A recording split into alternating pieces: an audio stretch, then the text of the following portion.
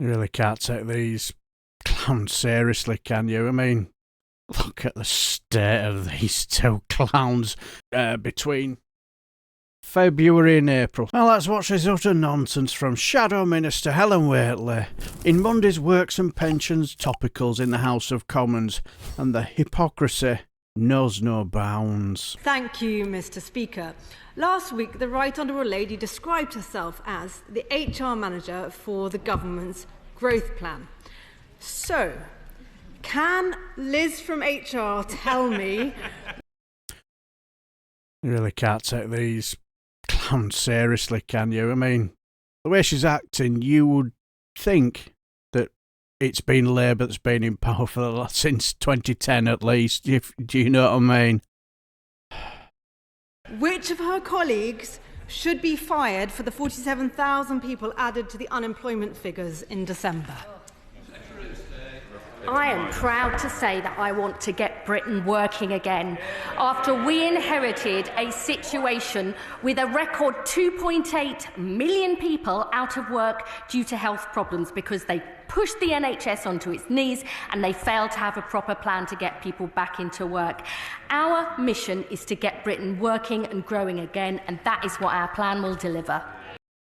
Do you know why it's such a crying shame that, tactical voting didn't manage to make the Lib Dems the opposition parties? Because let's be honest here, that all the new government needs to say, it doesn't matter which party it is, whether it had been Labour or anybody else, that all they need to say, who was the party of power for 14 years and made a complete pig's ear of it?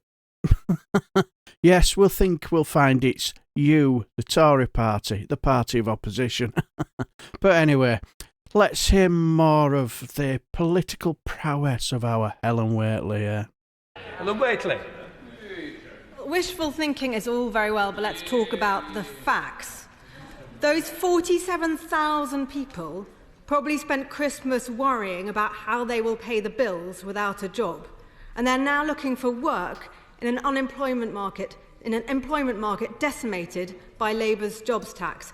How high does she forecast unemployment will get under her government?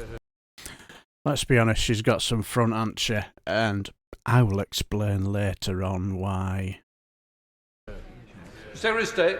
If she wants to talk about the facts are we inherited a situation where we will be spending £20 billion more on working age, incapacity and disability benefits because of the mess her government made. We have inherited a situation... Look at the state of these two clowns. Entitled Danny Kruger looks like the rabbit in the headlight. Well, I'm not surprised, really, because what does he know about works and pensions? He's probably never done a day's work in his life, and I won't know what it's like to struggle day to day. And judging the way she's chuntering, she's clearly just talking out of her arse, isn't she?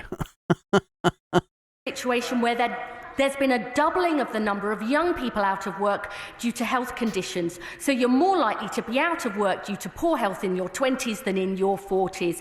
We will have radical reforms to give people the right to work and the support they need and get the benefit bill on a sustainable footing.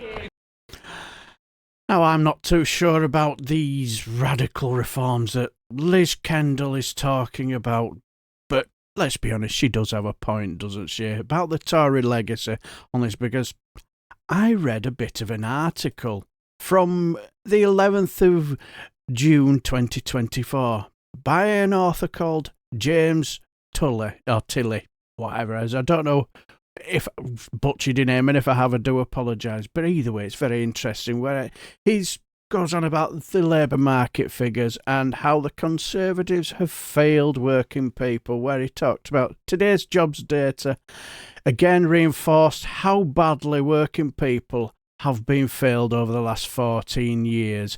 And unemployment was up, long-term sickness hit a new record, and real pay are still not advanced since 2008 levels, and in real terms, 1.5 million people unemployed, and that was up to 138,000 in the first quarter, which was between February and April. Sorry, Will, I just wanted to make sure I got the right information. So let's be honest here, Helen Whately, your party didn't really leave this country in a position of health, wealth and prosperity, where everyone was living a fantastic utopia.